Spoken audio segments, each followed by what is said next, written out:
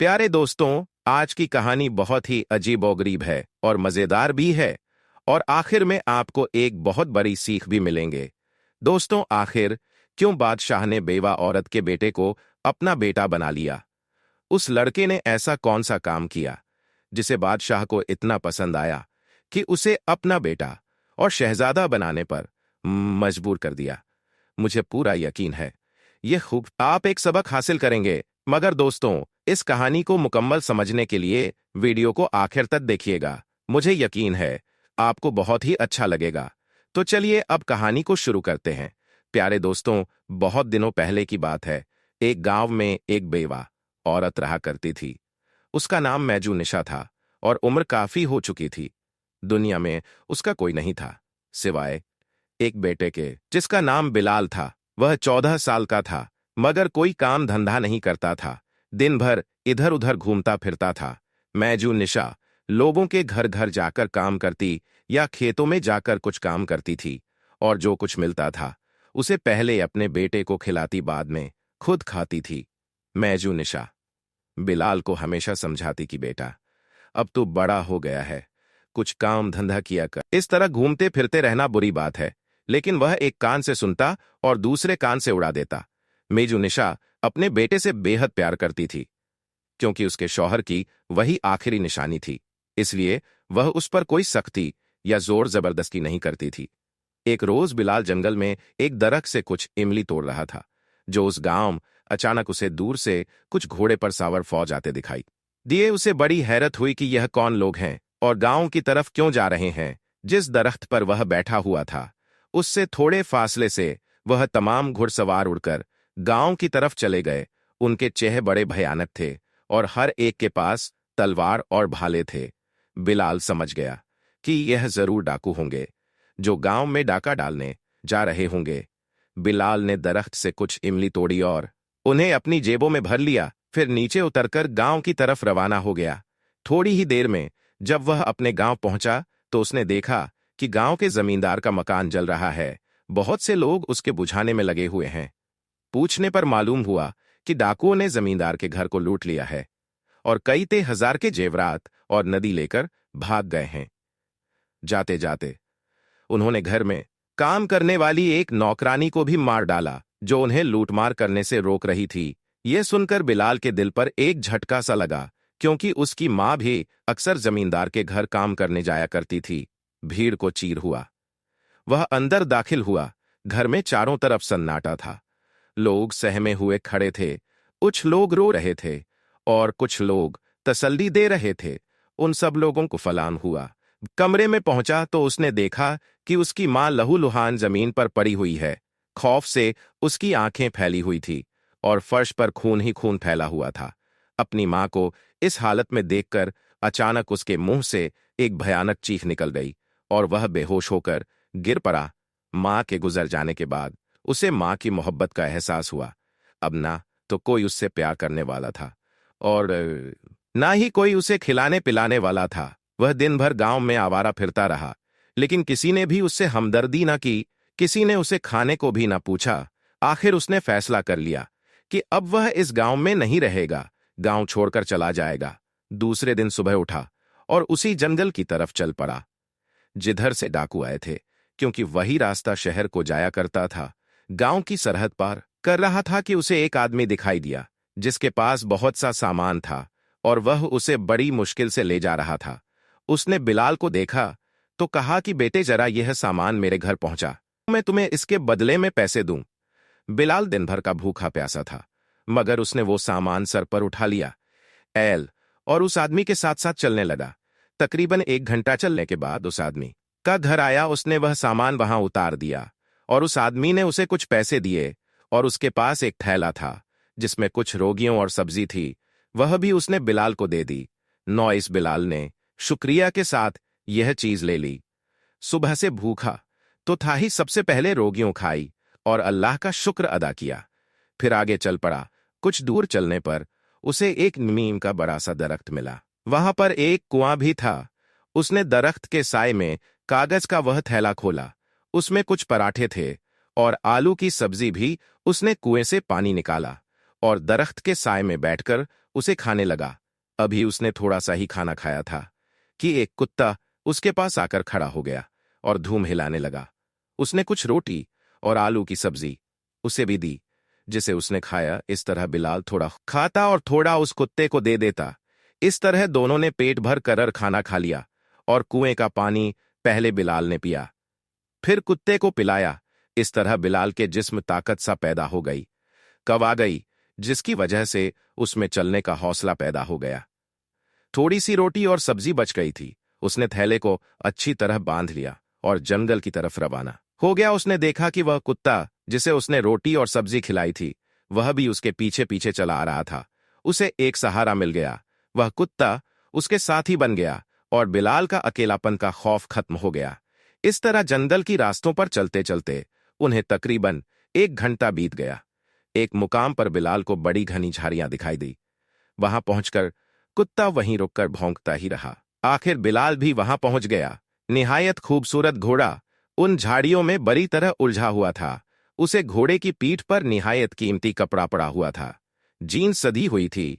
झाड़ियों में किसी तरह घुसकर बिलाल अंदर गया और झाड़ियों को तोड़ता रख उसने बड़ी मुश्किल से उस घोड़े को आजाद किया। घोड़ा भूख से बेहाल था। बाहर आते ही उसने हरी हरी घास पर मुंह मारना शुरू कर दिया। मैं मसरूफ हो गया। कुछ रोगियों खाने के बाद बिलाल पानी पीने के लिए नदी पर गया। अभी वह पानी पीने के लिए झुका ही था कि नदी के किनारे की झाड़ियों में से बड़ी जोर की आवाज आई। उसने देखा। बिलाल को बड़ी हैरत हो रही थी कि इन घनी झाड़ियों में यह खूबसूरत और तंदुरुस्त घोड़ा किस तरह आ गया। बहरहाल उसने घोड़े की लगाम हाथ में थामी और आगे की तरफ चल पड़ा। अभी उसने थोड़ा सा फासला तय किया था कि अचानक घने जंगलों से थोड़े फासले पर उसे एक तलवार पड़ी हुई। जो धूप में झिलमिल कर रहे थे, वह तलवार को गौर से देखने लगा और सोचने लगा कि इस तलवार का घोड़े से कुछ ताल्लुक जरूर होगा। बहरहाल उसने तलवार हाथ में ले ली और आगे की तरफ रवाना हो गया। थोड़ी दूर ही गया था, एक मुकाम पर उसे कुछ कपड़े के टुकड़े पड़े दिखाई दिए। कपड़े निहायत कीमती थे। उसने उन कपड़ों को उठाकर देखा। उन पर जगह जगह खून के धब्बे पड़े हुए थे। उसने उन कपड़ों को घोड़े की पीठ पर रख दिया और आगे की तरफ रवाना हुआ। इसी तरह चलते चलते दोपहर हो गई। बिलाल को भूख महसूस हुई। थोड़ी दूरी पर एक नदी मिली। अब बिलाल को चलते चलते काफी वक्त गुजर गया था, इसीलिए उसे भूख की शिद्दत सताने लगी। बिलाल ने वहीं बची हुई रोटियों और सब्जी निकाली और खाने लगा। वह कुत्ता भी उसके साथ था। घोड़ा में मसरूफ हो गया। कुछ रोटियों खाने के बाद बिलाल पानी पीने के लिए नदी पर गया। अभी वह पानी पीने के लिए झुका ही था कि नदी के किनारे की झाड़ियों में से बड़ी जोर की आवाज आई। उसने देखा एक निहायत खूंखार शेर उन झाड़ियों से निकलकर उसकी तरफ बढ़ रहा था। यह देखकर उस पर घबराहट और दहशत तारे हो गई। वह घबराकर, लेकिन इससे पहले कि वह तलवार को पकड़ता शेर उसके बिल्कुल करीब पहुंच चुका था। शेर उस पर हमला करना ही चाहता था कि पीछे से उसका साथी कुत्ता बिल्कुल उसके सामने आ गया और उसने अपने दोनों पंजे शेर के खुले उसे बुरी तरह कुचल दिया और झटक कर कुत्ते को दूर फेंक दिया। कुत्ता फिर दौड़कर शेर के सामने आ गया। अब की बार शेर उसकी गर्दन पर अपने बड़े बड़े दांत गड़ा दिए। एक चीख कुत्ते के मुंह से निकली और वह बेजान होकर गिर पड़ा। इतने अरसे में बिलाल ने वह तलवार उठा ली और जब तक कि वह कुत्ते को मुंह से झटक कर फेंकता, उसने तलवार का एक भरपूर हाथ गर्दन पर मारा और उसकी गर्दन आंधी से ज्यादा कट गई। शेर के मुंह से भयानक चीख निकली। बिलाल ने उसी फुर्ती से शेर की गर्दन पर दूसरा हाथ मारा और गर्दन धड़ से कटकर अलग हो गई और उसका धड़ जमीन पर गिर गया। बिलाल ने आगे बढ़कर उस कुत्ते को देखा जिससे उसने सिर्फ 2 वक्त की रोटी खिलाई थी, लेकिन उसकी खातिर उसने अपनी जान कुर्बान कर दी। कुत्ता बेहिसाब हरकत पड़ा हुआ था। बिलाल की आंखों में आंसू आ गए। उसने कुत्ते पर प्यार भरी एक नजर डाली, शेर के कटे हुए सिर को उठाया और जहां घोड़ा घास चर रहा था वहां आया। उसने घोड़े की पीठ पर एक कपड़े से शेर के कटे हुए सिर को अच्छी तरह बांध दिया और घोड़े की लगाम थाम कर आगे बढ़ाने लगा। दोपहर हो चुकी थी।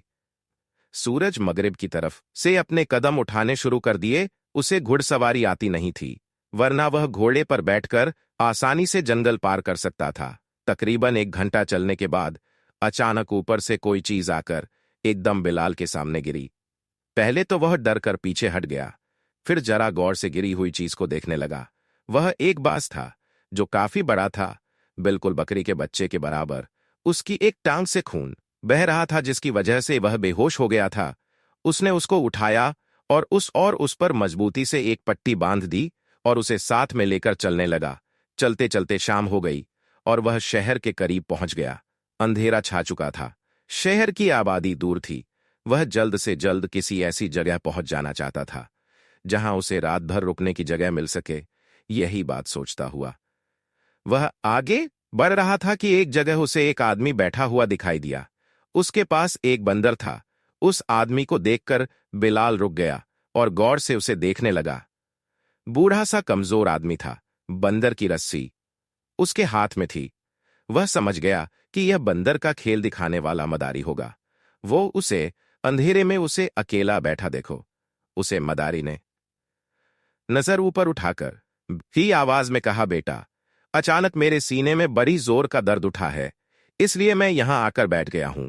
बिलाल ने उसके करीब पहुंचकर कहा, बाबा, तुम्हारा घर कहाँ है? चलिए मैं आपको आपके घर पहुंचा देता हूं। बूढ़े ने कहा, नहीं बेटे, तुम तकलीफ मत करो, मैं खुद चला जाऊंगा। अच्छा ठीक है, तब तक मैं भी तुम्हारे पास बैठता हूं। इतना कहकर बिलाल भी उसके करीब बैठ गया।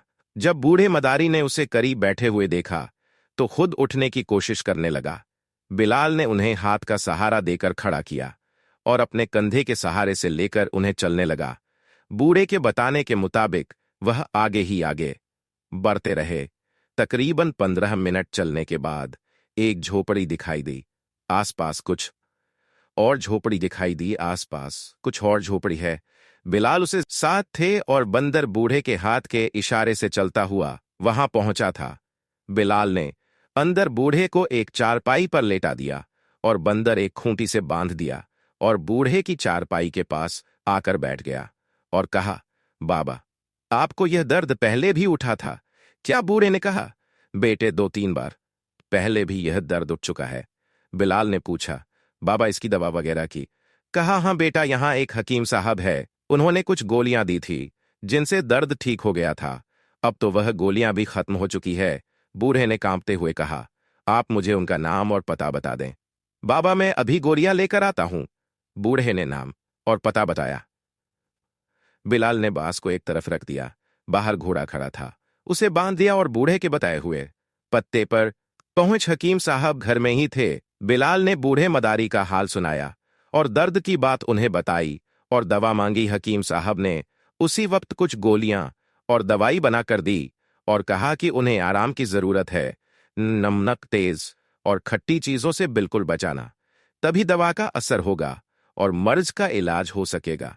बिलाल की जेब में वह पैसे थे जो उसे उस आदमी ने दिए थे। उसने बोझ उसके घर तक पहुंचा दिया था। वह पैसे उसने हकीम साहब को दे दिए और दवाइयां लेकर बूढ़े के झोपड़े में वापस आ गया। बूढ़ा दर्द से तड़प रहा था।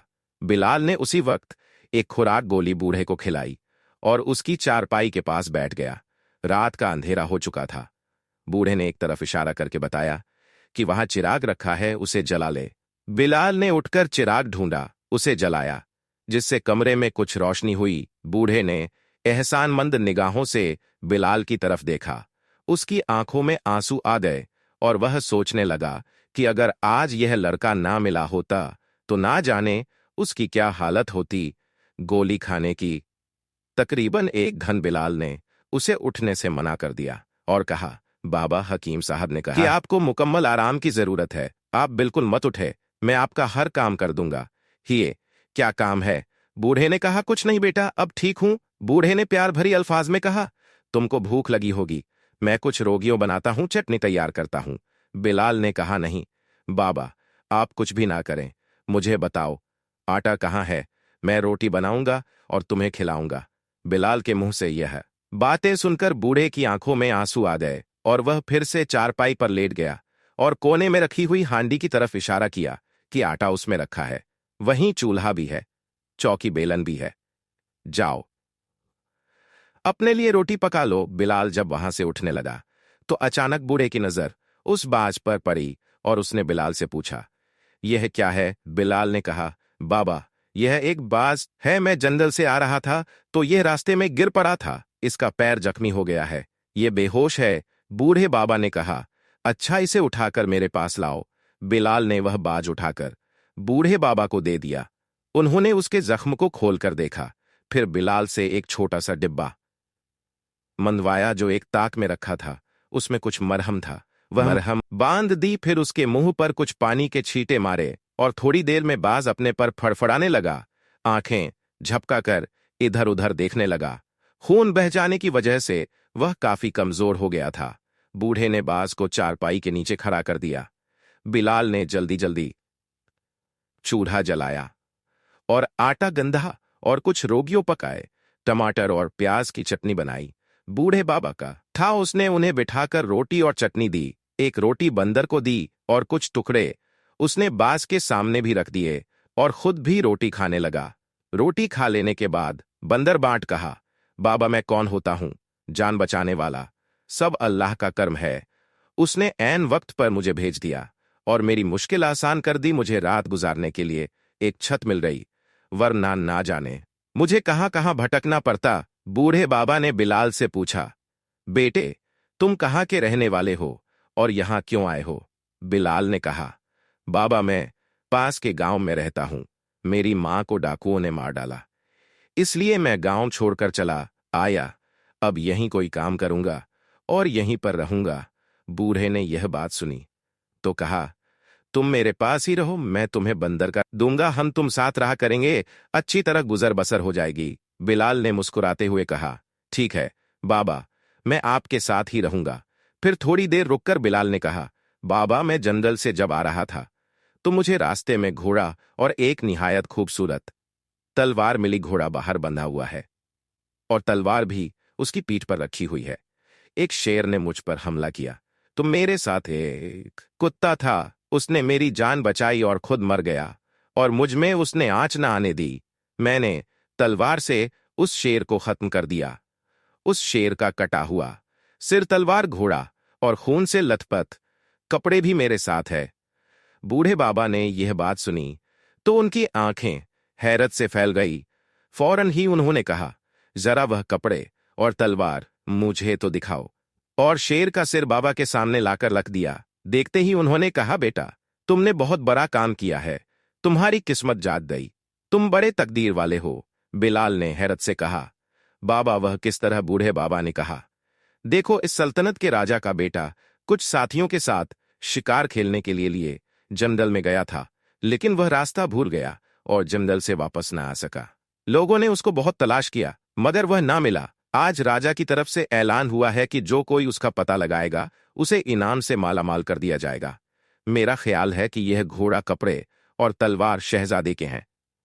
हो सकता है कि उसी जंगल में शेर ने उसे मार डाला हो और घोड़ा ही फंस गया हो। जो तुम्हें झाड़ियों में मिला, अब तुम कल सुबह इन चीजों को राजा के सामने पेश करके तमाम बातें सच सच बता दो। ये बातें सुनकर बिलाल हैरत में पड़ गया। उसे खुशी भी हुई और डर भी लग रहा था कि पता नहीं राजा उससे क्या क्या सवालात पूछे। बहरहाल उसने कोई बुरा काम नहीं किया था। उसका दिल मुतमईन पर चटाई बिछाकर सो गया।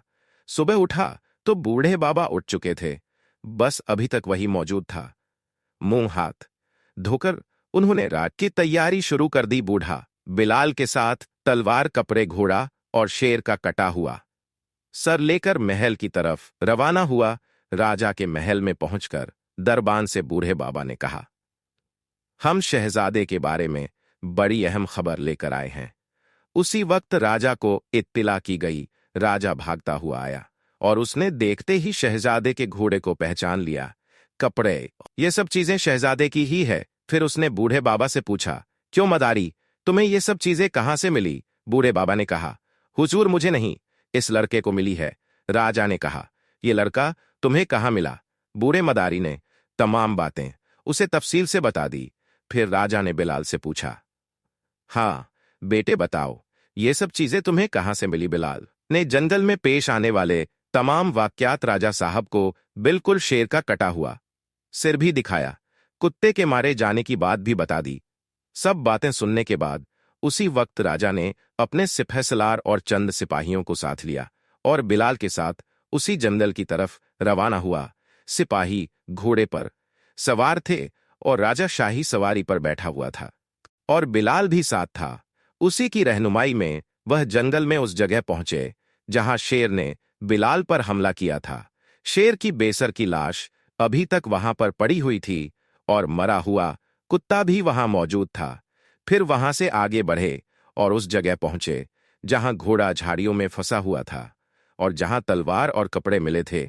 उसके बाद सिपाही झाड़ियों और चट्टानों में शहजादे की करने लगे। कुछ देर बाद अचानक एक सिपाही की आवाज सुनाई दी जो सबको अपनी तरफ बुला रहा था। सबके सब दौड़कर उस तरफ गए। झाड़ियों के पीछे एक बड़ी सी चट्टान थी।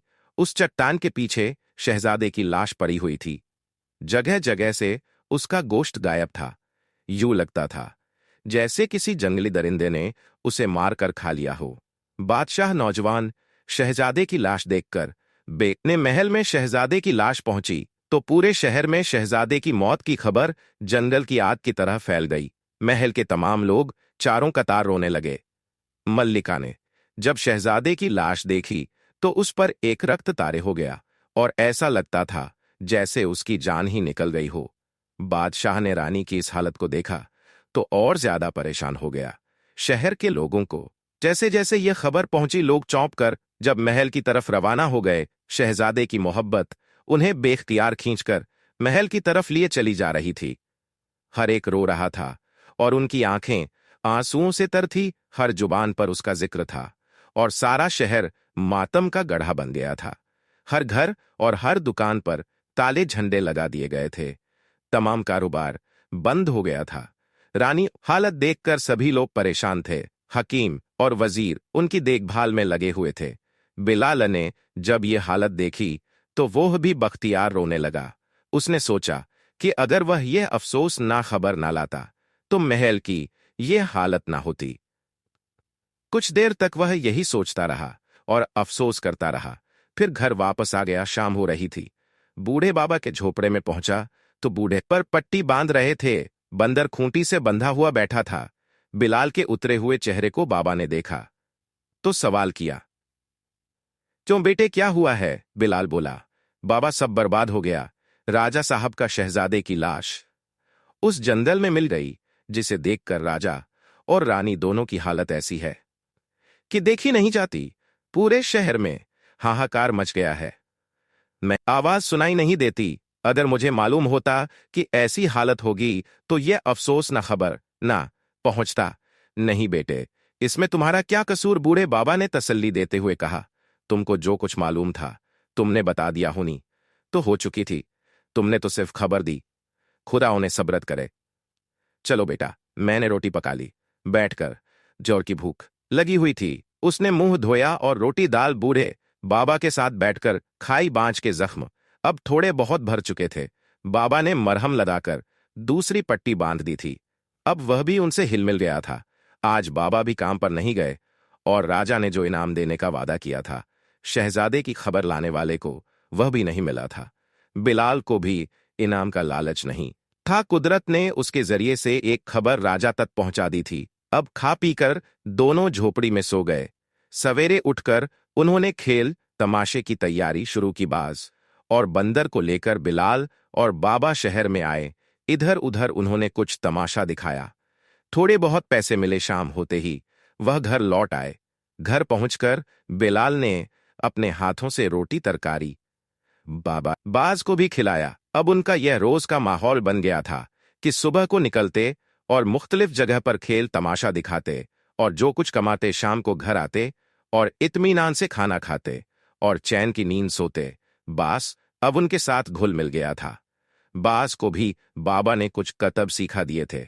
मसलन वह किसी चीज को अपने पंजों में दबाकर उड़ता और फिर पंजे चलाता और फिर नीचे चला आता। इसकी वजह से उनका चर्चा जगह जगह होने लगा और बास की वजह से ज्यादा लोग तमाशा देखने के लिए आने लगे और पैसे भी ज्यादा मिलने लगे।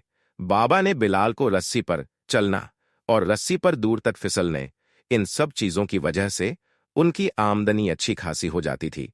बाबा ने बिलाल को कई बार कहा कि महल में जाकर देखें कि राजा की क्या हालत है। रानी को होश आया या नहीं, लेकिन बिलाल ने वहां जाने से साफ इनकार कर दिया।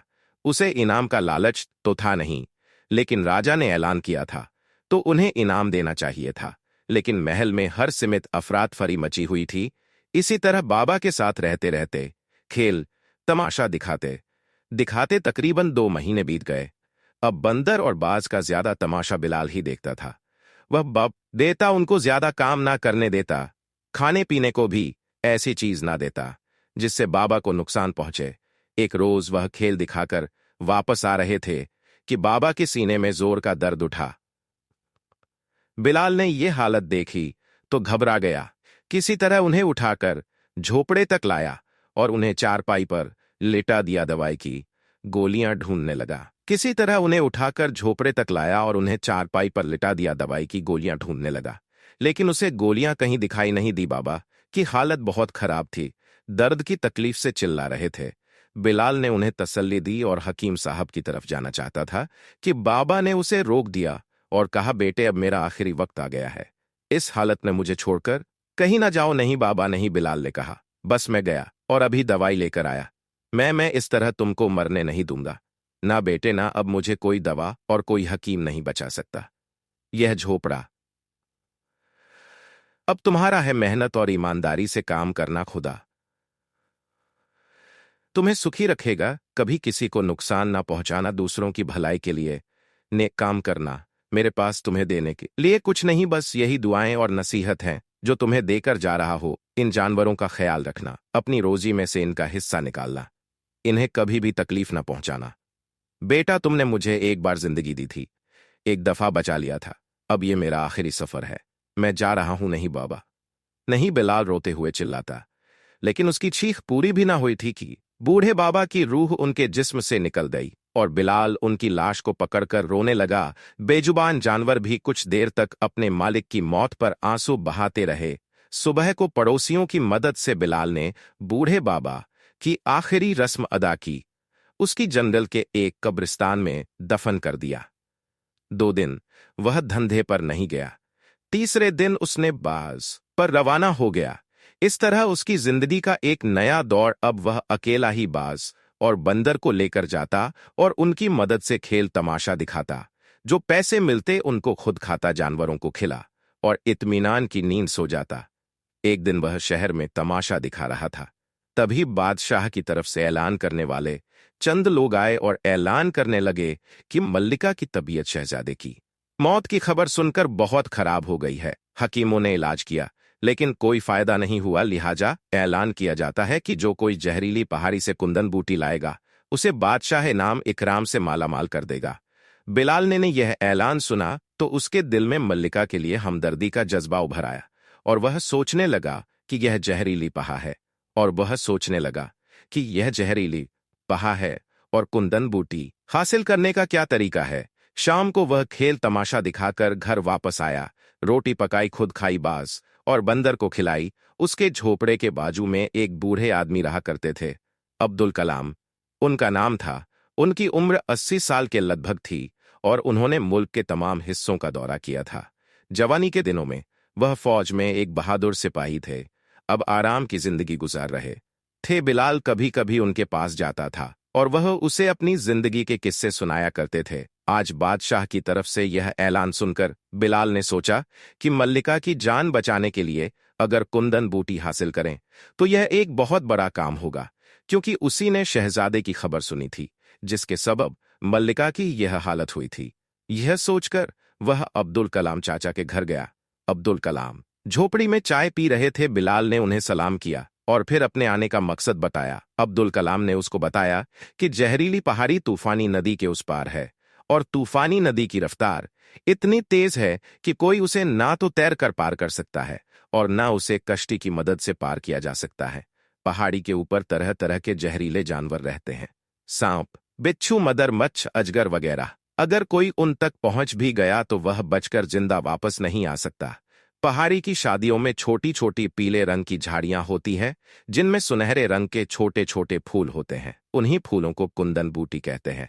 यह फूल एक दिन के लिए खिलते हैं और दूसरे दिन मुरझा कर पौधे से गिर पड़ते हैं। उन फूलों को अगर पानी के अंदर रखा जाए तो कुछ दिनों तक वह अच्छी हालत में रहते हैं। उस बूटी की मदद से कैसी भी बेहोशी और शक्ति की हालत हो थोड़ी देर में दूर हो जाती है, लेकिन उन्हें हासिल करना अपनी जिंदगी को दांव पर लगाने के बराबर है।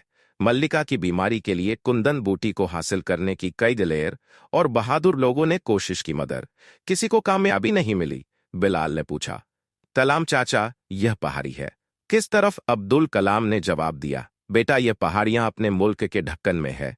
यहां से एक दिन और एक रात का रास्ता तय करने के बाद एक पहाड़ी मिलती है जो लाल पत्थरों की है, इसीलिए उसे लाल पहाड़ी कहते हैं।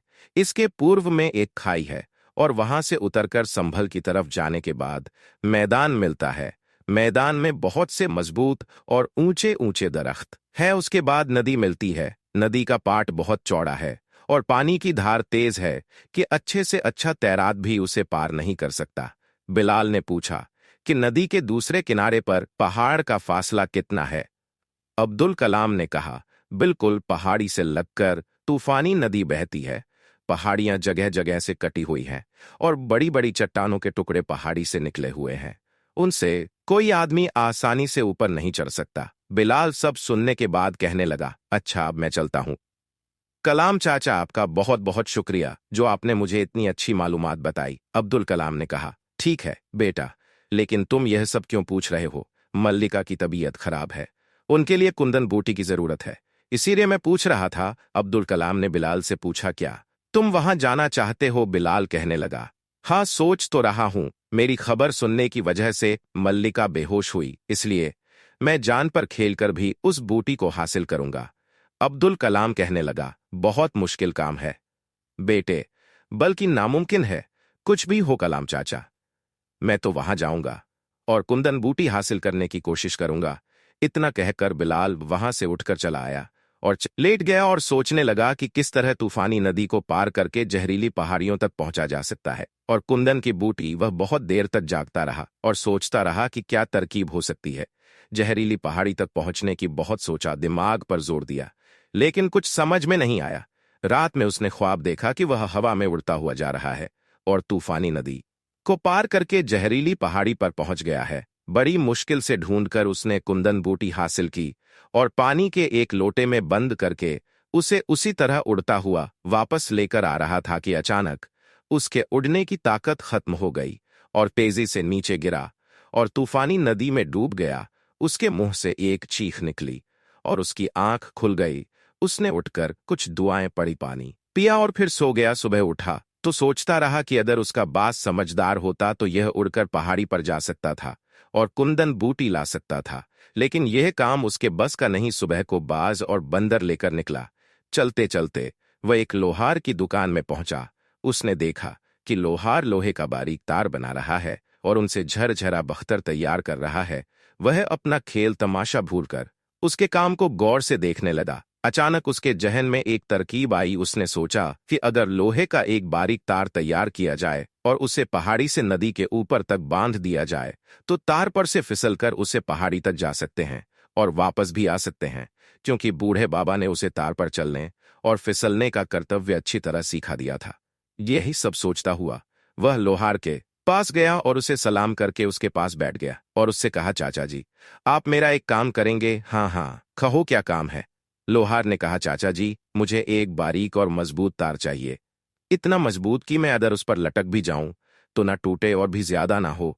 लोहार ने कुछ देर सोचा और कहा, ऐसा तार कितना लंबा तार चाहिए? बिलाल ने कहा, मुझे तकरीबन 200 गज लंबा तार चाहिए, बारीक, मजबूत और हल्का। लोहार ने कहा, ठीक है, मैं तुम्हें ऐसा तार तैयार करके दे सकता हूं, लेकिन पैसे उसके ज्यादा होंगे, खालिस लोहे से बना हुआ होगा। बिलाल बोला, चाचा जी, आप पैसे जीतने भी लेंगे, मैं दूंगा, लेकिन मुझे यह तार चाहिए। कल अगर मिल जाए तो और अच्छा है। लोहार ने कहा, ठीक है, तैयार कर दूंगा, लेकिन तो 200 होंगे। बिलाल बोला, 100 दूंगा, इसके अलावा मेरे नाप की जरा बख्तर भी बना दो और पिंडली तक लोहे के जूते भी। लोहार ने कहा, उसकी पेन 100 अलग होंगे। बिलाल बोला, ठीक है, अब मुझे किसी तरह कल सुबह यह चीज तैयार कर दें, मैं आपको पैसे शाम के वक्त लाकर दे दूंगा। यह वक्त मेरे पास 25 है, इसे रख लीजिए। उसने T25 लोहार को दिए और वहां से सीधा राजमहल में गया और दरबान से खबर भिजवाई कि वह जहरीली पहाड़ी से कुंदन बूटी हासिल करने जा रहा है। यह खबर राजा को जब मिली तो उसने महल के अंदर उसे बुला लिया। जब सिपाही के साथ बिलाल राजा के महल में पहुंचा तो उसने बिलाल को फौरन पहचान लिया और कहा, बेटे, तुम्हें देखकर मुझे अपने बेटे की याद आ गई। तुमने ही उसकी निशानियां लाकर दी थी और मैंने ऐलान के मुताबिक तुम्हें इनाम भी नहीं दिया। मैं बहुत शर्मिंदा हूं और माफी चाहता हूं। बेटे की मौत और मलका की बीमारी की परेशानी में मुझे याद ही नहीं रहा। मुझे माफ कर दो बेटे, मुझे माफ कर दो। इतना कहकर राजा की आंखों में आंसू आ गए। बिलाल ने कहा, हुजूर, मैंने कोई कारनामा अंजाम नहीं दिया था। इत्तेफाक से मुझे वह चीज मिल गई और उनको मैंने आप तक पहुंचा दिया। अगर मैं वह खबर नहीं देता तो शायद मलिका साहिबा की बीमारी का मैं खुद को जिम्मेदार समझता हूं और चाहता हूं कि कुंदन बूटी लाकर उसकी तलाश कर सकूं। अब यही मेरी जिंदगी का मकसद है। बिलाल के मुंह से यह बातें सुनकर बादशाह को ताज्जुब हुआ और उसने समझते हुए कहा, बेटे, जहरीली पहाड़ी तक पहुंचना और कुंदन बूटी हासिल करना बहुत मुश्किल काम है। मेरी सल्तनत के कितने ही बहादुर इस काम तुम अभी बच्चे हो, नादान हो। तुम अपनी जान को खतरे में मत डालो और इस इरादे से बाज आ जाओ। अभी तुम्हारी उम्र ऐसी नहीं है कि इतने खतरनाक काम कर सको। यह बात सुनकर बिलाल ने जरा जोश भरी आवाज से कहा, तरकीब सोची है कि जिस पर अमल करके मैं कुंदन बूटी हासिल कर सकता हूं। यह कहकर उसने बाज और बंदर की तरफ इशारा किया। बादशाह ने कहा कि यह छोटे जानवर इस काम में तुम्हारी कुछ मदद नहीं कर सकते। मैं फिर तुमसे कहता हूं कि अपने इरादे को छोड़ दो और मैंने जिस नाम का ऐलान किया था उसे ले लो और अपनी जिंदगी आराम से गुजरो। बिलाल ने फौरन कहा, मुझे आपकी बातों से बड़ी खुशी हुई, लेकिन रानी साहिबा की बीमारी का जिम्मेदार मैं खुद को समझता हूं। अगर आप मुझे कोशिश करने की इजाजत दें तो खुदा के फजल कर्म से मुझे उम्मीद है कि इस काम में जरूर कामयाब हो जाऊंगा। उसके इसरार पर राजा ने कहा, ठीक है, अगर तुम ऐसा ही इसरार करते हो तो बताओ, मैं तुम्हारी क्या मदद कर सकता हूं। बिलाल ने कहा, मुझे कुछ नहीं चाहिए, बस न 400 नकद मुझे दे दीजिए। तू 400? बादशाह ने ताज्जुब से पूछा, इतने कम पैसों में तुम इतना मुश्किल और इतना बड़ा काम कैसे करोगे? बिलाल बोला, जी हां हुजूर, मुझे पक्का यकीन है। बादशाह सलामत कहने लगा, अच्छा ठीक है, हम तुम्हें 400 की बजाय 500 देते हैं। अगर तुम 4 दिन के अंदर अंदर कुंदन बूटी हासिल करके हमारे पास नहीं पहुंचे, मर चुके हो, लेकिन अगर तुम जिंदा रहे और कुंदन बूटी ना ला सके तो हमारे मुल्क से दूर चले जाना और हमें अपनी सूरत ना दिखाना, क्योंकि तुम्हारी सूरत देखकर हमें अपने बेटे की याद आ जाती है। बिलाल ने कहा, हुजूर, मुझे सब कुछ मंजूर है। फिर उसी वक्त बिलाल को T500 दे दिए गए। उन पैसों को लेकर वह सियार खदार अपनी मर्जी के मुताबिक मजबूत तार तैयार करवाने लगा। अपने साइज के लोहे के लंबे जूते और जर्रा बख्तर तैयार करवाई और 2 कांटों का लच्छा भी तैयार करवाया। इस तरह रात हो गई। उसने 300 लोहार को दिए और वह सब सामान लेकर अपने घर की तरफ रवाना हो गया। रास्ते के लिए उसने कुछ खाने की चीज खरीद ली। इस तरह रात को उसने पूरा इंतजाम कर लिया और इत्मीनान से सो गया। दूसरे दिन सुबह 4 बजे उठा, जल्दी जल्दी नाश्ता वगैरह किया। सफर का तमाम जरूरी सामान एक बड़े से थैले में रखकर सीधा अब्दुल कलाम के घर गया। वह भी जाग चुके थे। उनसे कहा कि चाचा, मैं जहरी पहाड़ी की तरफ जा रहा हूं। आप मेरी गैर हाजिरी में मेरी झोपड़ी का ख्याल रखिएगा। मैं ना आया और बंदरबाज वापस आ गए तो समझिए कि मैं इस मुहिम में मारा गया। अगर कुछ पैगाम वगैरह इन दोनों जानवरों में से कोई लेकर आए तो मेहरबानी करके उस पर अमल करने की कोशिश कीजिएगा। बस मेरी यही आपसे इंतजा है। उम्मीद है कि आप मेरी इतनी मदद जरूर करेंगे। अब्दुल कलाम ने उसको शाबाशी दी और झोपड़ी की हिफाजत की जिम्मेदारी ले ली और उसे खुशी खुशी सफर पर जाने के लिए कहा। साथ ही उसे एक बार और रास्ता अच्छी तरह समझा दिया। अब्दुल कलाम से रुखसत लेकर बिलाल घर वापस आया। अपना थैला पीठ पर कसकर बांध लिया, जिसमें लोहे का तार, जरा बख्तर और कांटों का गुच्छा था। उसके अलावा खाने का सामान भी साथ रख लिया। अपने दोनों साथियों बंदर और बांस को साथ लिया और पहाड़ी की तरफ रवाना हो गया। बांस तो उसके साथ साथ हवा में उड़ता जा रहा था और बंदर छलांग लगाता जा रहा था। यूं महसूस हो रहा था कि उसे मुहिम की अहमियत से यह बेजुबान जानवर भी वाकिफ है और उसकी कामयाबी में हाथ बताना चाहते हैं। बांस को जो कतब बाबा ने सिखाए थे उसमें एक कतब यह भी था कि बांस उड़ते उड़ते निहायत तेजी से नीचे गोता लगाता और बंदर को अपने दोनों पंजों में दबोच कर ऊपर उड़ जाता और कुछ चक्कर लगाने के बाद फिर बंदर को नीचे लाकर छोड़ देता था। इस कर्तव्य को छोटे बच्चे और बड़े सभी पसंद करते थे। तरह बांस को भारी वजन उठाने की काफी मशक हो चुकी थी। बिलाल तो निहायत तेजी से कदम उठाते हुए चला जा रहा था। बाज उड़ते उड़ते नीचे गोता लगाता और बंदर को अपने पंजे में दबोच लेता और कुछ दूर ले जाकर छोड़ देता। तर नए जोश और खुशी के माहौल में वह आधे की तरफ बढ़ते रहे। चलते दोपहर हो गई। बिलाल ने थैले में से थोड़ी सी खाने की चीज निकाली, खुद खा और अपने दोनों साथियों को खिला और फिर सफर पर रवाना हो गया। बिलाल के लिए एक एक लम्हा कीमती था। वह किसी भी तरह आज रात में तूफानी नदी के करीब पहुंचाना चाहता था। वह चाहता था कि राजा साहब ने उसे सिर्फ 4 दिन का वक्त दिया है और यह उसी सूरत में मुमकिन है कि कम से कम 2 दिन सफर में लगे और तीसरा दिन जहरीली पहाड़ी से कुंदन बूटी लाने में लगे। इस तरह मुकर्रर वक्त के अंदर वह अपने शहर वापस आ जाना चाहता था। इस प्रोग्राम को मुकम्मल करने के लिए वह हर तकलीफ और मुसीबत से टकराने के लिए तैयार था। तेजी से कदम बढ़ाता हुआ वह चलता ही रहा। शाम के वक्त वह पहाड़ी पर पहुंच गया जहां उसे मशरिक की सिमत उतारकर फिर शिमल की तरफ जाना था। पहाड़ी पर चढ़ने के बाद उसने तेजी से मशरिक की सिमट दौड़ना शुरू कर दिया। थोड़ी देर में वह नीचे था। सूरज गुम हो चुका था। अंधेरा फैलता जा रहा था।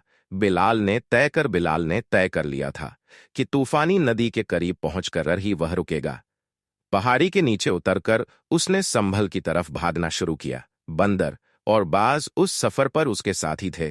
थकन का नामो निशान उनके चेहरों से नहीं जाहिर हो रहा था। थोड़ी देर में अंधेरा हो गया, लेकिन चवी रात का चांद निकल आया और चारों तरफ दूधिया रोशनी फैल गई और उस वीराने में बिलाल और उसके 2 बेजुबान साथी हर चीज से बेपरवाह आगे ही आगे बढ़ते चले जा रहे थे। अपनी मंजिल को पाने की कोशिश में तकरीबन 3 घंटा चलने के बाद बिलाल को एक दूध की नहर सा बहती हुई दिखाई दी जो पहाड़ियों के किनारे बहती चली जा रही थी। वही तूफानी नदी थी। बिलाल ने नदी को देखा तो उसमें से एक नई कुबेत पैदा हो गई। वह और भी तेजी से कदम उठाने लगा। उनके बाद वह उस मैदान में पहुंच गया जहां ऊंचे ऊंचे दरख्त थे और उसके आखिरी सिरे पर तूफानी नदी शोर मचाती बह रही थी। जब बिलाल नदी के करीब पहुंचा तो रात के तकरीबन 12 बज चुके थे। वह थप कर नदी के किनारे बैठ गया और थैला वगैरह है एक तरफ रखकर नरम नरम घास पर बेशुद्ध होकर सो गया। बंदर और बाज वही तरह की निगरानी करने लगे। बिलाल कुछ इतना ज्यादा थक गया था कि जैसे ही वह लेटा उसे बड़ी गहरी नींद आ गई। ना भूख का एहसास हुआ ना खुला आसमान का, बस जो गिरा तो गहरी नींद में डूब गया।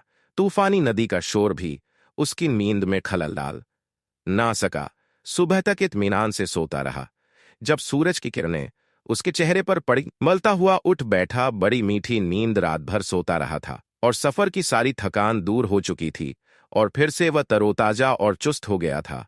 उसने नदी के पानी से मुश्किल हाथ मुंह धोया क्योंकि पानी इतनी तेजी से बह रहा था कि उसे हाथ लगाते हुए डर लग रहा था और पानी के बहाने से इस कदर शोर हो रहा था कि कोई दूसरी आवाज सुनाई नहीं दे रही थी।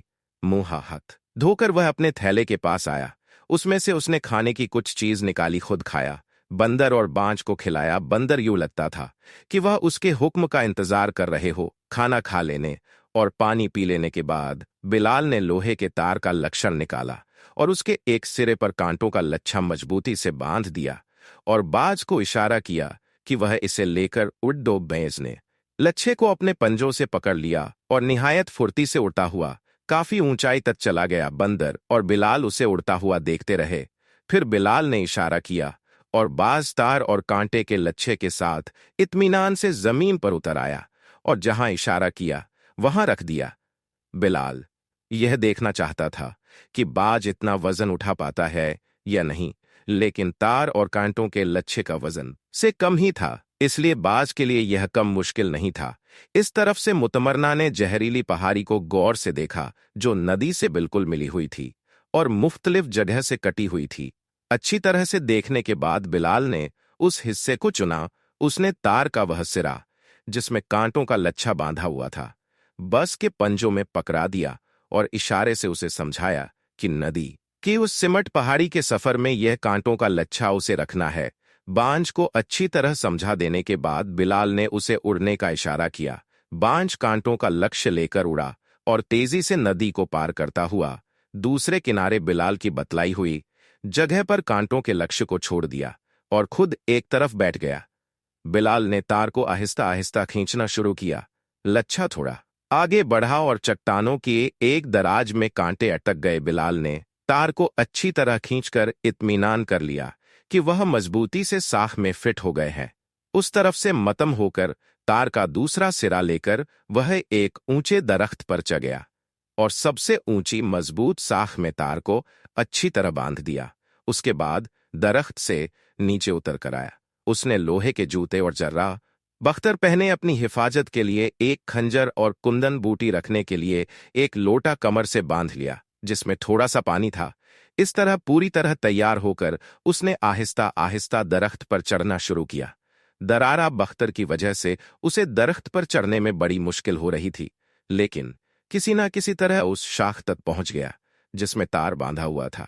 उसने तार में एक घिरी फंसाई और उसमें एक मजबूत तार डालकर उसे दोनों हाथों से पकड़कर तार पर लटक गया। दरख्त का सिरा चौंप के ऊंचा था और तार का वह सिरा जो शाखाओं से जुड़ा हुआ था नीचे था, इसलिए वह बहुत तेजी से फिसलता हुआ आगे बढ़ने लगा। तूफानी नदी के ऊपर से जो गुजरा तो उसे बड़ा खौफ महसूस हुआ, लेकिन उसने आंखें बंद कर ली और से फिसलता हुआ दूसरी सिमट जहरीली पहाड़ी से जा टकराया। लेकिन जर्र बख्तर पहने हुए था, इसलिए उसे कुछ ज्यादा चोट नहीं आई। फिर उसने गिरली वाले तार को छोड़ दिया और हाथ में हाथ डालकर वह पहाड़ी पर चढ़ गया। बस वहीं पर बैठा हुआ था। जब उसने अपने मालिक को देखा तो उसकी आंखें खुशी से चमकने लगी। धीरे धीरे वह पहाड़ी पर पहुंच गया। पहाड़ी पर जब पहुंचा तो उसे चारों तरफ सांप और बिच्छू रेंगते हुए नजर आए। कुछ तो उसकी आहट सुनकर बिलों में घुस गए। एक दो ने उसे काटने की कोशिश की, लेकिन लोहे के जूते की वजह से वह बिल्कुल महफूज रहा। जब कोई जहरीला जानवर उसके करीब आता तो वह अपने लोहे के मजबूत जूते से उसे कुचल देता। उन जहरीले जानवरों की परवाह किए बगैर वह कुंदन बूटी की तलाश में लग गया। फिर काफी देर के बाद उसे एक जगह वह सुनहरी बूटी दिखाई दी, जिसे देखकर उसे बेहद खुशी हुई। उसने दो तीन सुनहरे फूल जो पौधे में लगे थे उसने दो तीन सुनहरे फूल जो पौधे में लगे थे उन्हें तोड़कर लोटे में रख लिया, क्योंकि अब्दुल कलाम ने उसे बताया था कि पानी में यह बूटी कई दिन तक खराब नहीं होती, इसलिए उसने लोटे में पानी रख लिया था। कुछ फासले पर एक और पौधा नजर आया और उसमें भी तीन चार फूल लगे हुए थे, उन्हें भी तोड़कर लोटे में डाल दिया। फिर उसने बाज को इशारे से समझाया कि ऐसे फूल जहां कहीं हो तोड़कर ले आए। बाज उड़ता हुआ गया और थोड़ी देर में तीन चार फूल तोड़कर ले आया, उन्हें भी उसने लोटे में रख लिया। कुछ और फूल लाने के लिए बाज को रवाना किया। इतने में पीछे से एक बहुत बड़ा और मोटा अजगर आया और उसने बिलाल के पैरों को जकड़ लिया। उसने किसी तरह लोटे को एक तरफ रखा और अजगर की गिरफ्त से बचने की कोशिश करने लगा, लेकिन अजगर बहुत बड़ा और ताकतवर था। उसने उसकी दोनों टांगों को अपनी लपेट में ले लिया और उसने अपने मालिक को अजगर की गिरफ्त में देखा तो कुंदन बूटी को वहीं छोड़ दिया और अपनी चोट से अजगर के ऊपर हमला करने लगा। लेकिन अजगर की खाल बहुत सख्त थी, इसलिए बाज की चोंच का उस पर कुछ भी असर ना हुआ। तब बिलाल ने बाज को अजगर सांप की आंख पर चोंच मारने का इशारा किया। उसने फौरन उस पर अमल किया। इत्तफाक से पहले वार में ही उसकी एक आंख बाज की चोंच में आ गई और वहां से खून बहने लगा। अब तो अजगर गुस्से से पागल हो गया और उसने जोर जोर से बिलाल को चक्कर देने शुरू किए। उसी वक्त बाज ने उसकी दूसरी आंख पर हमला कर दिया और अजगर बिल्कुल अंधा हो गया। तकलीफ से थोड़ी देर के लिए उसकी गिरफ्त ढीली पड़ी। बस उसी वक्त बिलाल ने अपनी कमर से खंजर निकाल लिया और पेट पर कई बार अजगर के ऊपर किए जगह जगह से उसका जिस्म कट गया और थोड़ी देर में अजगर बेजान हो गया। उसकी गिरफ्त ढीली हुई तो बिलाल उठ खड़ा हुआ। अब फूल काफी हो गई थी, इसलिए अब वापस चलने के लिए तैयारी करने लगा। बिलाल ने खंजर और लोटे को अच्छी तरह कमर से बांधा और आहिस्ता उतरता हुआ उस जगह तक आया जहां कांटों लच्छा फंसा हुआ था। वहां से उसने कांटों के लच्छे को निकाला और फिर उसे लेकर ऊपर ही ऊपर चढ़ने लगा। पहाड़ी पर काफी ऊपर पहुंच जाने के बाद जब वह सिरा दरख्त के सिर से ऊंचा हो गया तो उसने फिर एक जगह में लच्छे को अच्छी तरह फंसा दिया, फिर तार पर गिरवी रख दी और उसमें उसी मजबूत तार से लटक गया और तेजी से फिसलता हुआ फिर उसी दरख्त पर वापस चला आया। बाज भी उड़ता हुआ उसी के साथ साथ मैदान में वापस चला आया। दरख्त पर जाने के बाद बिलाल ने दरख्त के ऊपर बांधा हुआ तार खोल दिया और दरख्त से नीचे उतर आया। उसका साथी बंदर उस वक्त तक सामान के पास बैठा हुआ सामान की निगरानी करता रहा। दरख्त से नीचे उतर आने के बाद बिलाल ने जर्रा बख्तर और लोहे के जूते उतार दिए। अब उसने बड़ा आराम महसूस किया क्योंकि उनका वजन बहुत ज्यादा था और उसको बड़ी तकलीफ हो रही थी। अब उसे उस तार को जहरीली पहाड़ी से वापस लाना था। एक सिरा तो उसके पास था, लेकिन दूसरे सिरे का कांटों का लच्छा शिखा में फंसा हुआ था। उसे वापस लाने के लिए उसने इशारों से बाज को समझाया। बाज ने उसकी बात समझ ली और तूफानी नदी को पार करता हुआ उस शख्स के पास पहुंचा और अपनी चोंच की मदद से कांटों के लक्ष्य को निकालने की कोशिश करने लगा। लेकिन लच्छा इस तरह शाखाओं में फंसा हुआ था कि बाज की लाह कोशिशों से भी बाहर एक झटके से ऊपर उठाया। लच्छा बाहर तो निकल आया, लेकिन उसकी चोंच से छूटकर गिर पड़ा। इससे पहले कि लच्छा पानी में गिरता, बाज ने बड़ी तेजी से झपटा और गिरते गिरते लच्छे को अपने पंजों में दबोच लिया और उड़ता हुआ तूफानी नदी को पार करके बिलाल के पास आ गया। वक्त काफी गुजर चुका था। बिलाल को भूख लग रही थी। उसने थैले में से कुछ खाने की चीज निकाली, तार को अच्छी तरह थैले में लपेट कर रख लिया और शहर की तरफ वापसी की तैयारी करने लगा। अब ना तो उसे लोहे के जूते की जरूरत थी और ना ही ज्यादा बत्तर की, इसलिए उसने वह दोनों चीज नदी में फेंक दी क्योंकि उनका वजन बहुत ज्यादा था और वह जल्द से जल्द शहर पहुंचना चाहता था। शाम करीब थी। उसने फिर थैले को अपनी पीठ पर बांध लिया, कुंदन बूटी को हाथ में पकड़ लिया और शहर की तरफ रवाना हो गया। चलते चलते वह पहाड़ी पर आया तो रात हो चुकी थी। अज्जे चांदनी रात थी, लेकिन दिन भर का थका हुआ था, इसीलिए उसने रात में सफर करना मुनासिब ना समझा। पहाड़ी पर वह एक महफूज जगह पर सो गया।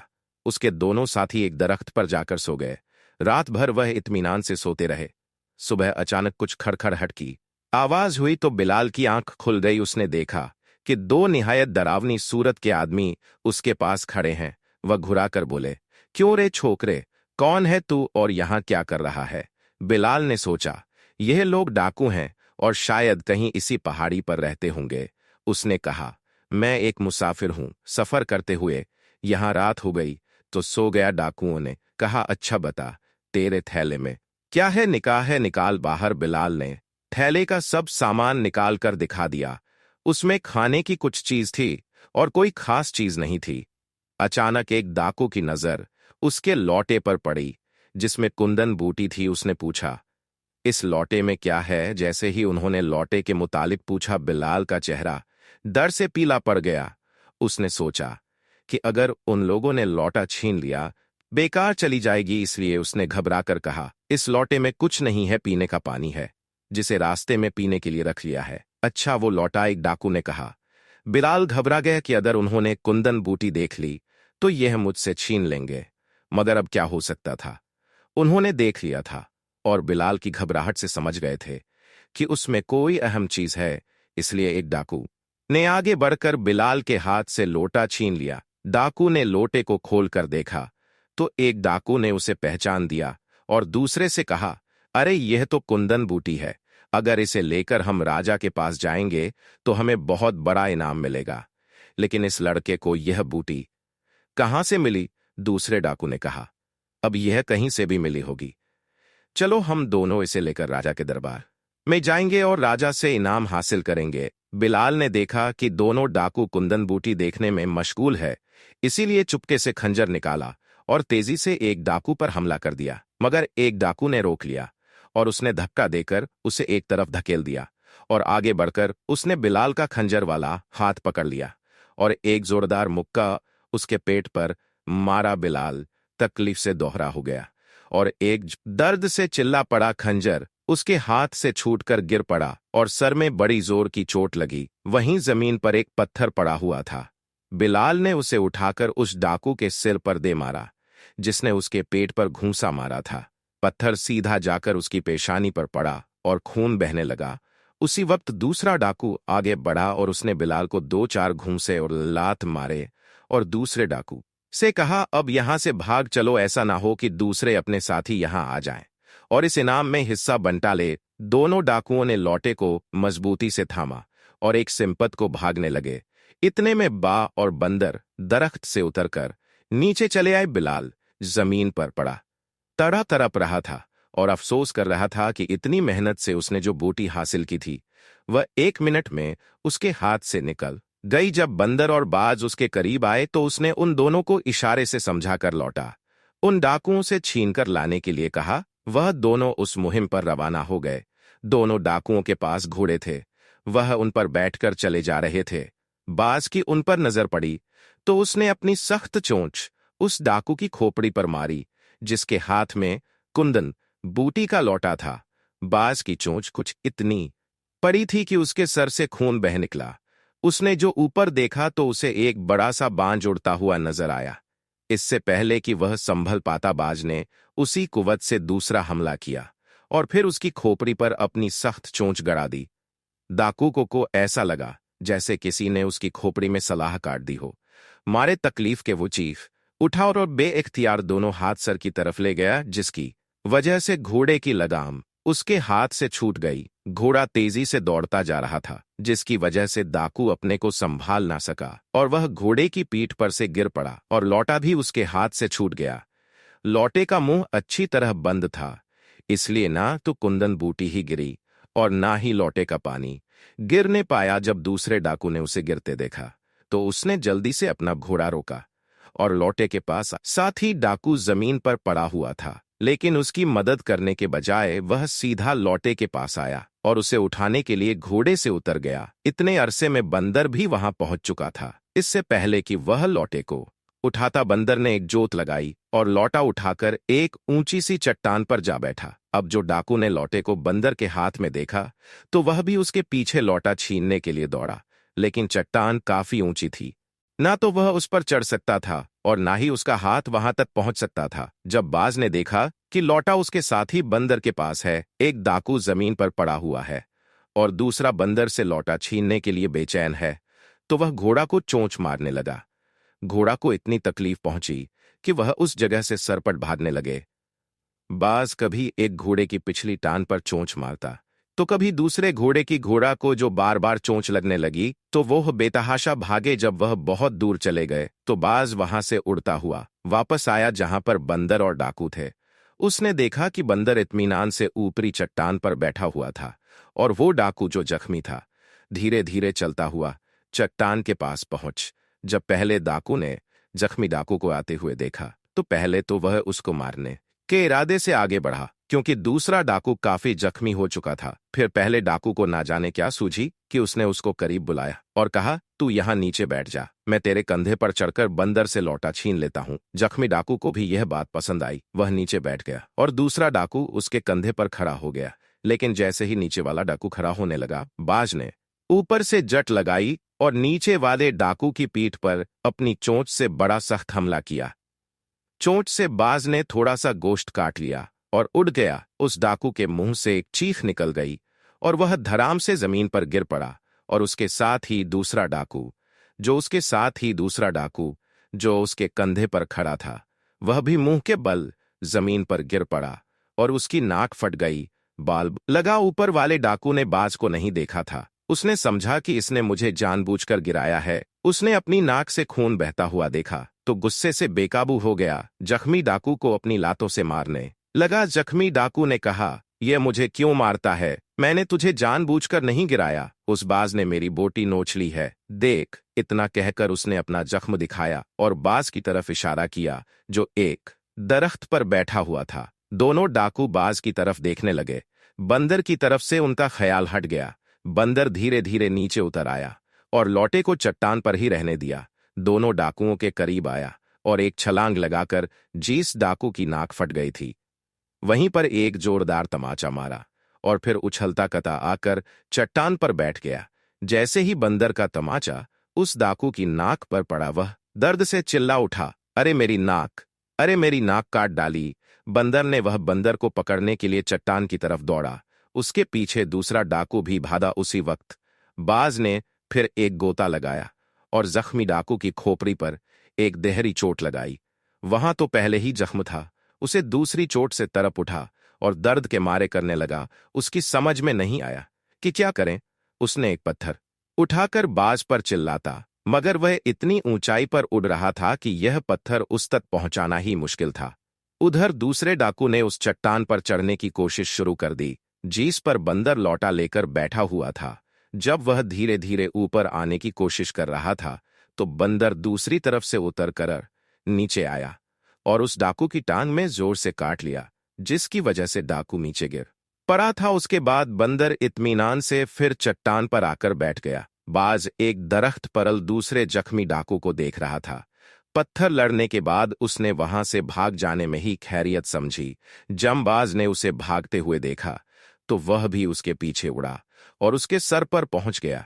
डाकू ने जब उसे देखा तो अपने सर पर दोनों हाथ रख लिए और भागता रहा और ऊपर भी देख जाता था। एक दफा बाज ने जो गोता लगाया तो उसने खौफ से आंखें बंद कर ली। उसी वक्त डाकू का पैर एक चट्टान से टकराया और एक गहरी खाई में गिर पड़ा। उधर बंदर दूसरे डाकू के पीछे पड़ा हुआ था। उसने छोटे छोटे बहुत से पत्थर जमा कर लिए थे और जब डाकू ऊपर चढ़ने की कोशिश करता, उधर से बंदर एक पत्थर से हमला कर देता बिला। आखिर वह भी वहां से भाग निकला। इस तरह जब दुश्मनों से मैदान साफ हो गया, तब दोनों चट्टान पर आए।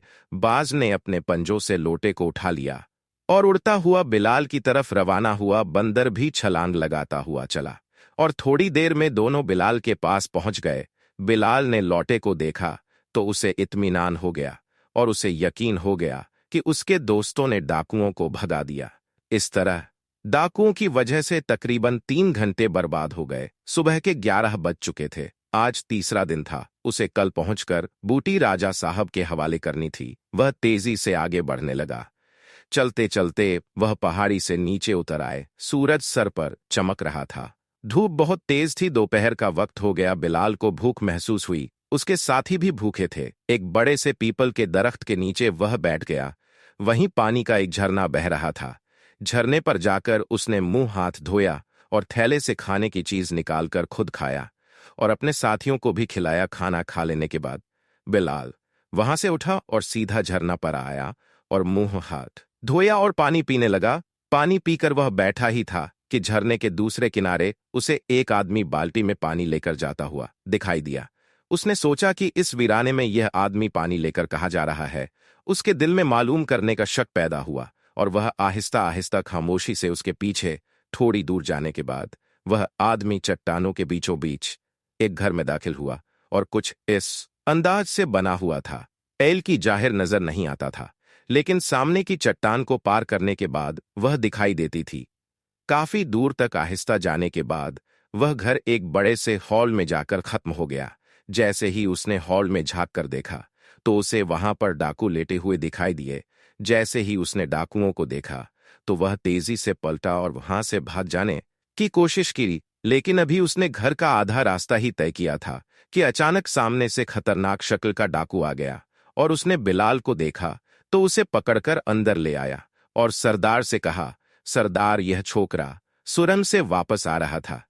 यह समझ में नहीं आया कि यहां तक कैसे पहुंचा। डाकू के सरदार ने डांट कर पूछा, चोरे कौन है तू और यहां कैसे आया? बिलाल ने कहा, मैं एक मुसाफिर हूं, रास्ता भूल गया और इस तरफ चला आया। एक डाकू ने कहा, सरदार यह मुझे जासूस मालूम होता है और अड्डे का पता चलाकर यहां से जा रहा था। अपने 2 साथी संगो और शेरा भी सुबह से गए हैं, अभी तक वापस नहीं आए। हो सकता है इसी ने उन्हें गिरफ्तार करवा दिया हो। यह सुनकर डाकुओं का सरदार गुस्से से आग बबूला हो गया और अपने एक साथी से कहा कि इसे बांध दो। चुनांचे उसे एक रस्सी से बांध दिया गया और उसको डाकुओं ने चारों तरफ से लात घूंसे मारना शुरू कर दिए और अपने साथियों का पता पूछने लगे, लेकिन उसने कुछ नहीं बताया। उसके बाद डाकुओं के सरदार ने बाद में आने वाले डाकू से पूछा, हाँ तो गंगू तू हीरागर से क्या खबर लाया है? सरदार हीरागर के जमींदार की लड़की की शादी है और दहेज में वह लाखों रुपए के जेब रात और सामान दे रहा है। बारात आ चुकी है और शाम को रवाना होगी। अगर अभी हम हमला कर दे तो लाखों रुपए का सामान हाथ आएगा। यह सुनकर सरदार की जल्दी जल्दी सबने अपनी तलवारें और भाले लिए और अपना अपना घोड़ा संभल कर जाने के लिए तैयार हो गए। जाते जाते डाकुओं के सरदार ने बिलाल से कहा, छोकरे, शाम में हम आएंगे। अगर तूने सब कुछ सच सच उगल दिया तो ठीक है, वरना तेरी बोटी बोटी करके जंगल के जानवरों को खिला देंगे। उन्होंने बहुत दिनों से इंसानी गोश्त का मजा नहीं चखा है। इतना कहकर वह सब के सब घर के रास्ते बाहर निकल गए। उधर बिलाल के हाथ और सर बंधे हुए थे और वह फर्श पर पड़ा हुआ था। ना तो खड़ा हो सकता था और ना ही चल सकता था। अब उसे अपनी गलती का एहसास हुआ। बेकार उसके दोनों बेजुबान, साथ ही उसके अगर वह चीखता चिल्लाता भी तो उसकी आवाज उन तक नहीं पहुंच सकती थी। उसे अपनी बेबसी और बेचारगी पर बड़ा अफसोस हुआ। उसने सोचा कि अगर रेंगता हुआ भी वह चले तो इस घर को नहीं पार कर सकता। इस बुरी तरह से उसके हाथ और पैर बंधे हुए थे। उधर बाज और बंदर कुंदन बूटी के लौटे के पास बहुत देर तक बैठे रहे और बिलाल वापस नहीं आया। तो बंदर ने इधर उधर देखा, फिर उसी सिम को उछलता हुआ चला जिधर बिलाल गया था। बाज ने उसे जाते हुए देखा तो उसने भी पंजों में कुंदन बूटी के लोटे को दबोच कर हवा में उड़ता हुआ चक्कर लगाने लगा। आखिर बंदर किसी तरह घर के अंदर दाखिल हुआ और बहुत जल्द दोनों उस सुरंग में पहुंच गए जहां बिलाल पड़ा हुआ था। जब उसने अपने दोनों साथियों को देखा तो उसे कुछ इत्मीनान हुआ। बिलाल ने बंदर को रस्सी दांतों से काटने का इशारा किया। बंदर ने बहुत कोशिश की लेकिन रस्सी नहीं काट सके। बिलाल भी परेशान हो गया और बंदर भी थक गया। आखिर बिलाल को हल्की दीवार पर लटकी हुई एक तलवार दिखाई दी। बिलाल ने बाज को इशारा किया और वह उड़ता हुआ गया और उसने तलवार को उसके करीब लाकर रख दिया। इसी तरह बिलाल खिसक हुआ दीवार तक पहुंच अपने साथ तलवार भी वहां उसने किसी तरह दीवार के सहारे से तलवार खड़ी करके उसकी धार पर अपने बंधे हुए हाथ की रस्सी रगड़ने लगा। तकरीबन 15 मिनट की कोशिश के बाद हाथों की रस्सी कट गई। फिर उसने पैरों की रस्सी उसी तरह काटी। फिर उसने पैरों की रस्सी उसी तलवार से काटी। उसके हाथ और पांव बुरी तरह सन्न हो गए थे। बहरहाल उसने अपनी तकलीफ की परवाह नहीं, लेकिन अभी उसने आधा रास्ता ही पार किया था कि उसे दूसरे किनारे से एक आदमी आहिस्ता आहिस्ता घर के अंदर दाखिल होता हुआ नजर आया। बिलाल ने उस आदमी को अंदर आते देखा तो समझा कि शायद डाकू वापस आ गए हैं। अब उसे अपनी जिंदगी खतरे में नजर आई। वो तेजी से पीछे पलटा और तलवार उठा ली और हल्के से एक कटी हुई चट्टान थी। वहां थोड़ा अंधेरा था। उसी अंधेरे में बंदर और बाज को लेकर खड़ा हो गया। थोड़ी देर के बाद उसने देखा कि वही डाकू जिसने उससे लाल पहाड़ी पर कुंदन बूटी का लौटा छीना था। बाज और बंदर जिससे लौटा छीन कर वापस लाए थे आहिस्ता आहिस्ता घर के अंदर दाखिल हुआ। नाक से खून अब भी बह रहा था। सर और पेशानी पर चोट के निशान मौजूद थे। बंदर और बांस के हमले से वह जख्मी होकर बेहोश हो गया था। होश में आने के बाद वह सीधा अपने अड्डर की तरफ आया था। यहां आकर उसने देखा कि उसके तमाम साथी कहीं गए हुए हैं। उसने इधर उधर देखा, लेकिन जब उसे इधर उधर देखा यकीन हो गया कि घर में कोई नहीं है, तो वह जल्दी जल्दी उस कोने की तरफ बढ़ा जहां बिलाल छुपा हुआ था। एक लम्हे के लिए बिलाल ने समझा कि डाकू ने उसे देख लिया है। बिलाल ने मजबूती से तलवार अपने हाथ में पकड़ ली और सोच लिया कि अगर वह इधर आया तो तलवार से उस पर हमला कर देगा। जहां बिलाल छुपा हुआ था वहीं पत्थर की चट्टान से लगा हुआ लोहे का एक बड़ा संदूक रखा हुआ था। उस संदूक के करीब आकर वो रुक गया। उसमें एक ताला लगा हुआ था। उसने ताले को हाथ से हिलाकर देखा। काफी मजबूत ताला था। वहीं एक तरफ एक लोहे की सलाख पड़ी हुई थी। उसकी मदद से उसने ताला तोड़ दिया। उसने संदूक खोला तो सोने चांदी के जेवरात और सिक्के चमक रहे थे। तरह तरह के हीरे जवाहरात भी थे। उसके बाद अनाज की एक खाली बोरी उसने उठा ली और संदूक के तमाम जेवरात उस बोरी के अंदर भरने लगा। बिलाल अंधेरे में खड़ा यह सब देख रहा था। अचानक बिलाल को उन्हीं जेवरात में अपनी मां की चिड़िया भी दिखाई दी। जैसे ही उन चूड़ियों को बिलाल ने देखा, उसकी आंखों में उसकी मां का मासूम चेहरा घूमने लगा और वह समझ गया कि इन्हीं डाकुओं ने उसकी मां का कत्ल किया है। एकदम गुस्से से उसके हाथ कांपने लगे। तलवार लेकर चट्टान के पीछे से बाहर निकल आया और डाकू पर हमला कर दिया। मगर डाकू ने उसे चट्टान के पीछे से निकलते हुए देख लिया था। वह तेजी से एक तरफ झुक गया और तलवार लोहे की पेटी पर पड़ी। तब तक डाकू ने लोहे की वही सलाख उठा ली जिससे उसने ताला तोड़ा था, और इससे पहले कि बिलाल दूसरा वार करता उसने अपनी सलाख सीधी जाकर तलवार पर लगी। तलवार बिलाल के हाथ से गिर पड़ी और वह अपने आप को बचाने के लिए लोहे की पेटी की तरफ बढ़ा, लेकिन तब तक डाकू की सलाह बुलंद हो चुकी थी और सलाख का वार सीधा बिलाल के सर पर पड़ने वाला था।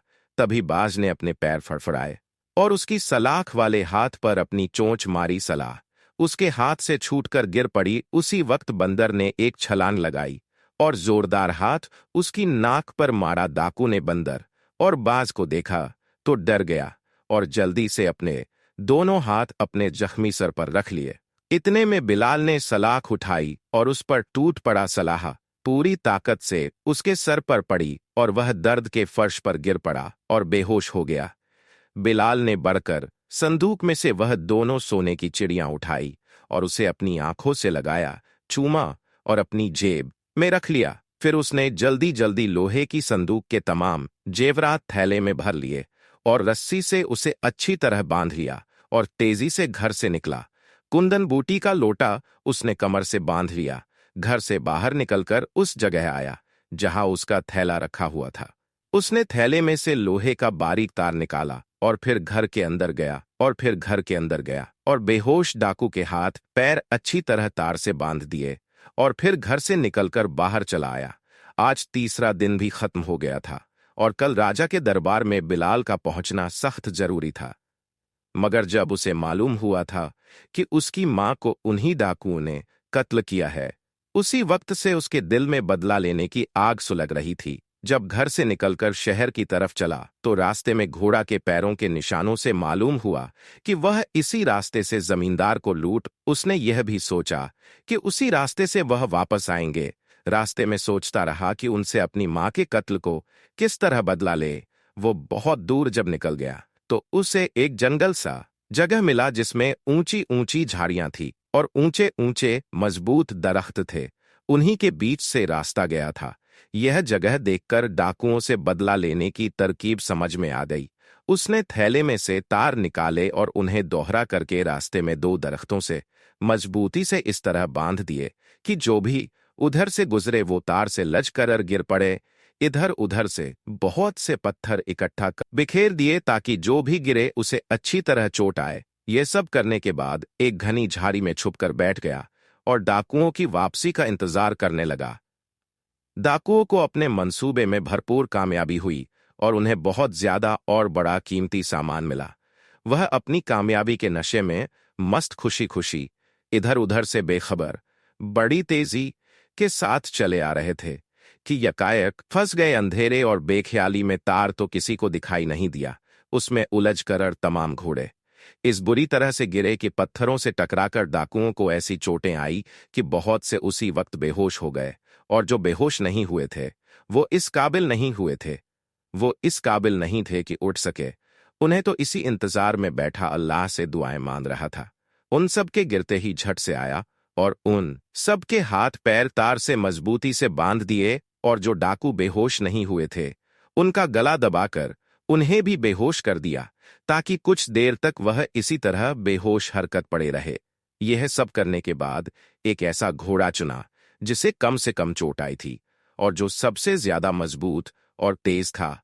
उसे पर हीरे जवाहरात की बोरी रखी और अपने दोनों साथियों के साथ सवार होकर शहर की तरफ तेजी से रवाना हो गया। आखिर सूरज निकलते निकलते शहर पहुंच गया। सीधा राजा के महल गया और दरबान से राजा को खबर भिजवाई कि वह कुंदन बूटी लेकर आया है। राजा बड़ी बेचैनी से बिलाल का इंतजार कर रहा था। उसने फौरन ही बिलाल को अंदर बुला लिया। बिलाल को अपनी कामयाबी पर इतनी खुशी थी कि उसे महल के आदाब का भी ख्याल नहीं रहा। उसने सबसे पहले राज को लौटा पेश किया और कहा कि इसमें कुंदन बूटी है। उसके बाद जल्दी जल्दी डाकुओं का किस्सा बयान किया और हाथ जोड़कर दरख्वास्त की कि हुजूर उनको गिरफ्तारी के लिए अभी सिपाहियों को भेज दीजिए। राजा ने फौरन ही अपने सबसे बड़े हकीम को बुलवाकर उसे कुंदन बूटी दी और रानी के इलाज का हुक्म दिया। उसके बाद डाकुओं की गिरफ्तारी के लिए बिलाल के बताए हुए निशान पर बहुत से सिपाहियों को रवाना कर दिया। महल के लोग देर तक सोने के आदी थे, लेकिन कुंदन बूटी की खुशी में सारा महल जाग उठा और तमाम लोग बिलाल को देखने के लिए जमा हो गए। बिलाल ने कुछ खाने पीने के बाद जब जरा सुकून मिला तो उसने तफसील से बूटी को हासिल करने और डाकुओं से मुठभेड़ की कहानी सुनाई और उनके घर से जो जेवरात और जवाहरात मिले थे उन्हें राजा को दिखाया। उन्हें जेवरात में एक बहुत खूबसूरत हार कीमती खंजर था। जब राजा की उन पर नजर पड़ी तो उन्हें उठा लिया और गौर से देखने लगा। उन्हें देखकर उनकी अजीब हालत हुई। उन्हें बार बार चूमते और बेचैनी के साथ टहलने लगते। उनकी ये हालत देखकर लोग बहुत हैरान थे और उनकी समझ में नहीं आता था कि इस बेचैनी की वजह क्या है। उस वक्त दरबार बर्खास्त कर दिया गया और ऐलान किया गया कि शाम को दोबारा होगा। शाम को दोबारा हुआ। उस वक्त तक तमाम डाकू गिरफ्तार करके ले जा चुके थे। भरे दरबार में उन्हें हाजिर करने का हुक्म दिया गया। जब वह राजा के हुजूर में पेश किए गए तो वह हार और खंजर जिन्हें लूटे हुए कीमती सामान से राजा ने निकाला था एल डाकुओं के सरदार को दिखाकर पूछा, यह दोनों चीज तुमको कहां से और कैसे मिली थी? डाकू उनको देखकर थर थाप लगे और गिड़गिड़ा कर माफी मांगने लगे। सरदार ने हाथ जोड़कर और सर झुका कर कहा, 2 महीने पहले की बात है। हम मुल्क के सुल्तान में डाका डालने जा रहे थे तो जंगल में शहजादे साहब हमें बिल्कुल अकेले मिल गए। उन्होंने हमें देखकर तलवार निकाल ली और हम पर हमला कर दिया। उस लड़ाई में शहजादे साहब मारे गए। हमने उनकी तलवार वहीं छोड़ दी और उनका ये खंजर और हार साथ लेकर मुल्क के सुल्तान में डाका डालने चले गए, जहां पर इस लड़के की मां ने हमें डाका डालने से बहुत रोकना चाहा जी, पर हमने उसे मार डाला और उसकी दोनों चिड़ियां हाथों से निकाल दी जो इस लड़के के पास है। यह सुनकर बादशाह सलामत गुस्से से बेकाबू हो गए और उन्होंने बुर्ज बाशिंदों, यह डाकू सिर्फ अमीरों के ही नहीं गरीबों के भी दुश्मन है। बिलाल की मां ने इनका क्या बिगाड़ा था, उसे भी मार डाला। इन्होंने हमारे शहजादे को जंगल में अकेला देखकर कत्ल कर दिया और ना जाने कितने खून इनकी तलवारों से हुए होंगे।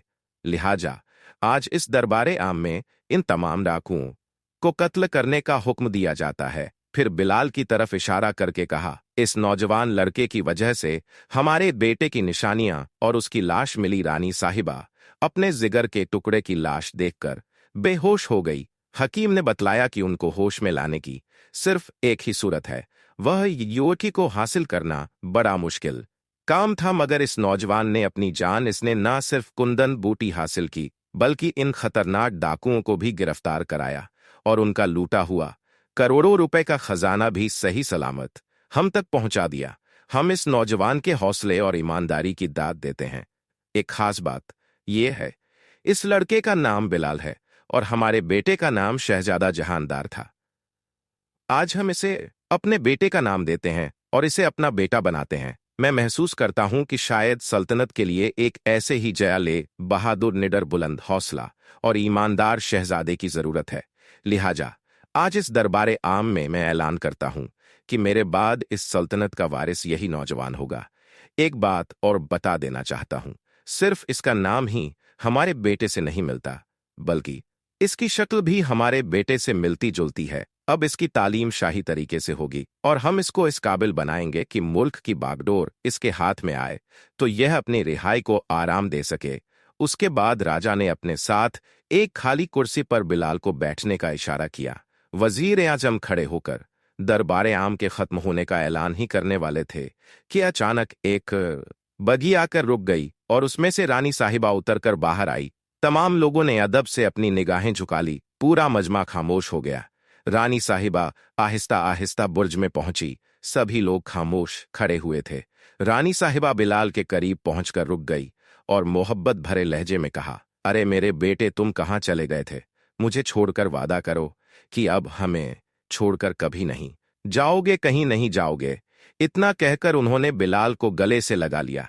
रानी साहिबा की ममता देखकर सबकी आंखें आंसुओं से भीग गई। बिलाल भी उनकी मोहब्बत देखकर रोने लगा और कहा, नहीं रानी साहिबा, अब मैं कहीं नहीं जाऊंगा, कभी नहीं जाऊंगा, सदा आपके साथ रहूंगा, आपके पास रहूंगा। दोनों गले मिलकर रोते रहे। तभी बादशाह सलामत ने उन दोनों को अलग किया। रानी साहिबा पीछे बैठ गई और बिलाल भी अपनी कुर्सी पर बैठ गया। उसके बाद वजीर आजम ने बादशाह सलामत और रानी साहिबा के बेटे की वापसी पर मुबारकबाद दी और तमाम लोग शहजादा जहार जिंदाबाद, शहजादा जहार जिंदाबाद के नारे लगाने लगे। जब नारे खत्म हुए तो वजीर ए आजम ने ऐलान किया, इस मसरत के मौके पर बादशाह सलामत ने फरमाया है कि 3 दिन तक शाहजहां सल्तनत के किसी अमीर गरीब सबको दावत दी जाती है। अपना अपना तोश 3 दिन तक यहां से लेकर जाएं और बादशाह और रानी साहिबा के हक में दुआ करें। इसके साथ ही दरबारे आम के खत्म होने का ऐलान किया गया। तमाम लोग बदशह सलामत जिंदाबाद, शहजादा जहार जिंदाबाद के नारे लगाते हुए अपने अपने घरों की तरफ रवाना हो गए और बादशाह सलामत, रानी साहिबा और बिलाल एक शाही सवारी में सवार होकर महल की तरफ रवाना हुए। सवारी के पीछे बंदर और सवारी के ऊपर बाज बैठा हुआ था। इस तरह अपने 2 बेजुबान साथियों के साथ बिलाल महल में ऐशो आराम की जिंदगी बसर करने लगे। प्यारे दोस्तों, कहानी अगर पसंद आई है तो वीडियो को एक लाइक जरूर कर दीजिएगा। और आप हमारी वीडियो को कहां से देखते हैं, हमें अपना शहर और गांव का नाम कमेंट में जरूर बताएगा, ताकि हमें भी तो मालूम पड़े कि आप कहां से हमारी वीडियो को देखते हैं। इसी तरह के और भी कहानी सुनाने के लिए हमारे चैनल को सब्सक्राइब कर लीजिएगा। और हमने मोबाइल की स्क्रीन पर 4 वीडियो खास आपके लिए लगाई है। अगर आपके पास अभी टाइम है तो इनमें से एक वीडियो को जरूर से देखिएगा। और इसी तरह के मजेदार कहानी हमारे चैनल में पहले से मौजूद है, आप हमारे चैनल में जाकर भी देख सकते हैं। तो मिलते हैं एक और कहानी में, तब तक के लिए आप अपना और अपनों का ख्याल रखिएगा। शुक्रिया।